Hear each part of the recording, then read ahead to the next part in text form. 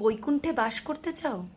যদি প্রকৃত বৈকুণ্ঠে বাস করতে চাও, সব সময় 24 ঘন্টা নাম করো, নাম করো, চ্যান্টিং যেটাকে বলে, নাম করো, যে কোনো নাম করো ঈশ্বরের।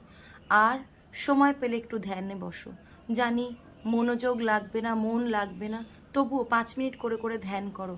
জাস্ট 1 মাস করে দেখো, 15 দিন করে দেখো, মনের পরিবর্তন হবে। আমি গ্যারেন্টি দিয়ে লিখে দিচ্ছি, মনের পরিবর্তন হবে।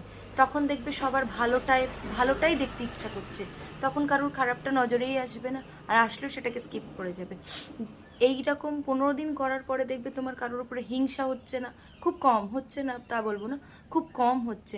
মানে তুমি আস্তে আস্তে ক্রমশ নিজের মনের পরিবর্তন দেখতে পারবে, আর বৈকুণ্ঠে বাস করতে পারবে। সিভিয়ার ডিপ্রেশন কেন হয়? যখন আমরা কিছু চাই সেটা না পাই।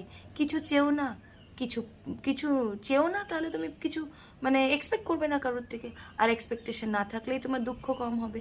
তো সেটাই বলি যে আজ আমার ভাই বোন মা বাবা সবাই আমাকে ছেড়ে যেতে পারে, কিন্তু ঈশ্বর আমায় ছেড়ে যাবে না। যদি আমি নাম করি তাহলে আমার মধ্যে সেলফ কন্ট্রোলিং আসবে, are the moment self control তুমি নিজেকে করতে পারবে, তোমার মনকে কন্ট্রোল করতে পারবে, তখন তোমার সুখ দুঃখ সব এক হয়ে যাবে। সুখেও তোমার কিছু ফারাক পড়বে না, দুঃখতেও তোমার কিছু ফারাক পড়বে না। জানি না তোমাদের বোঝাতে পারলাম কি না। 15 দিন চেষ্টা করে দেখো, আমি ডেফিনেটলি বলছি তোমরা নিজেদের লাইফে চেঞ্জ দেখতে পারবে। তোমরা বলবে যে দিদি হ্যাঁ আমাদের লাইফে অনেক চেঞ্জ এসছে। কারুর কথা ভেবো না, শুধু নিজের মনের মধ্যে শুধু ঈশ্বরের নাম করো, ঈশ্বরের নাম করো।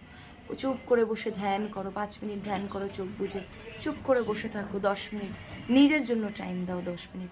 আর রোজ এরকম 15 দিন করার পরে আমাকে লিখে বলো, আমাকে কমেন্ট করে বলো যে তোমাদের পরিবর্তন হয়েছে কি হয়নি।